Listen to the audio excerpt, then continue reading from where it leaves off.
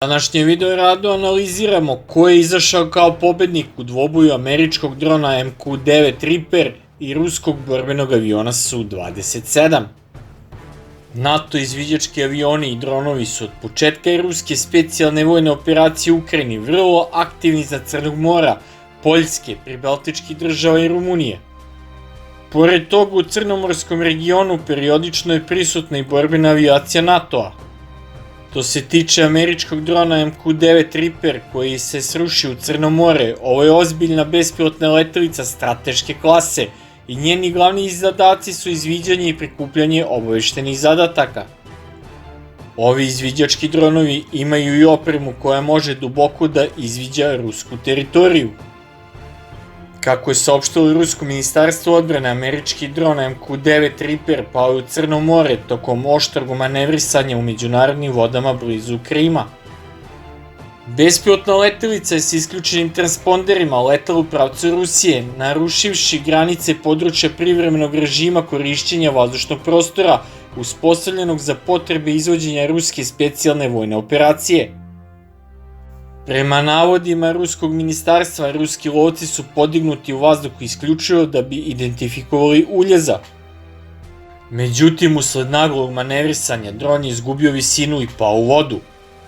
Kako dalje navode ruski zvaničnici, što se tiče ruskih lovaca, oni uopšte nisu dolazili u kontakt sa američkom bespilotnom letelicom, a kamoli upotrebili oružje protiv nje. Na osnovu snimka koje je juče objavio Pentagon, a koji je načinila oborena bespilotna letelica, jasno se vidi da je ruski borbeni avion Su-27 prišao američkom dronu i pritom ispustio gorivo po američkoj letelici, zbog čega je posle kraćeg vremena potisna elisa prestala da radi, pa se ista srušila u Crno more. Vojni ekspert i analitičar Sergej Borovikov ističe da je bespilotna letelica MQ-9 Reaper čisto izviđački dron. Njegov zadatak je da prikuplja informacije o trenutnom kretanju ruskih trupa, radioelektronskoj aktivnosti, vojnim objektima na Krimu, položaju flote, kao i položaju protivvazdušnih raketnih sistema, aviona i lansiranju raketa. Nakon toga, ove informacije se predaju ukrajinskim oružanim snagama i koriste se u planiranju njihovih vojnih operacija. Sergej Borovikov konstatuje da je ovaj dron na strani Ukrajine i faktički učesnik u sukobu. Međutim, Konovalov napominje da ovaj dron nije jedina letelica koja se motala oko ruskih granica.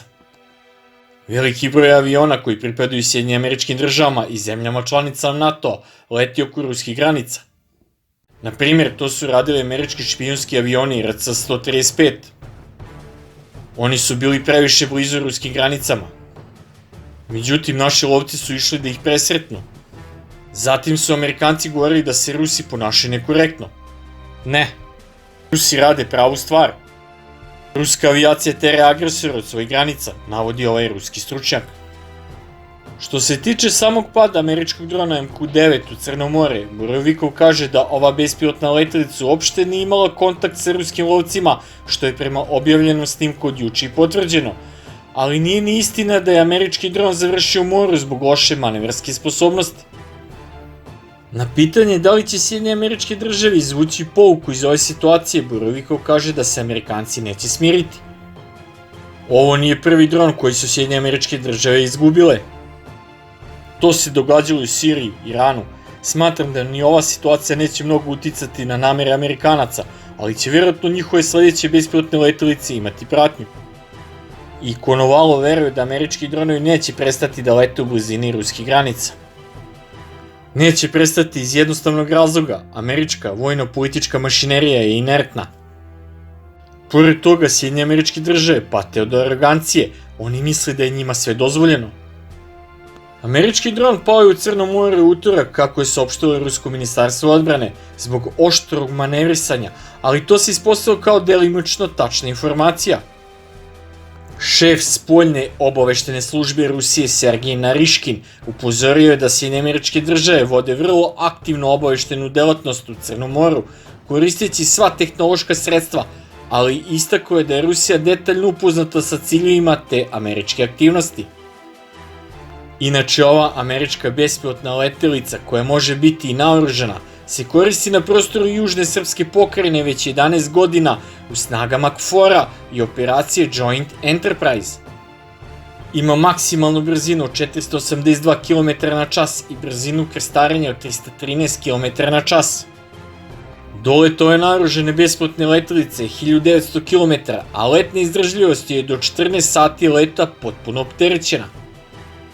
Plafon leta ove bespilotne letelice 15 km, a operativna visina leta je 7,5 km, pa je u dometu i FK-3 i pancira S-1E.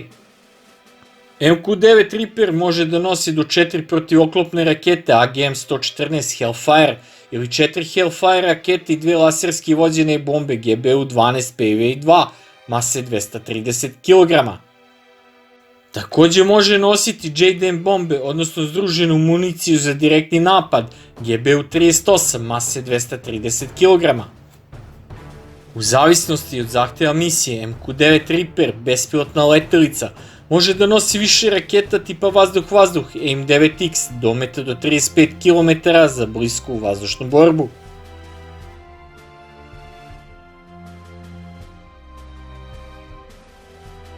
Sve u svemu, ovaj incident od pre neki dan predstavlja najbliskiji kontakt dve supersile od započinjanja sukoba u Ukrajini februara prošle godine, u kojoj dron nije imao nikakve šanse u bliskom susretu sa borbenim avionom, tako da oni koji zastupaju tezu da su danas dronovi bitniji od borbenih aviona moraju još malo da pričekaju.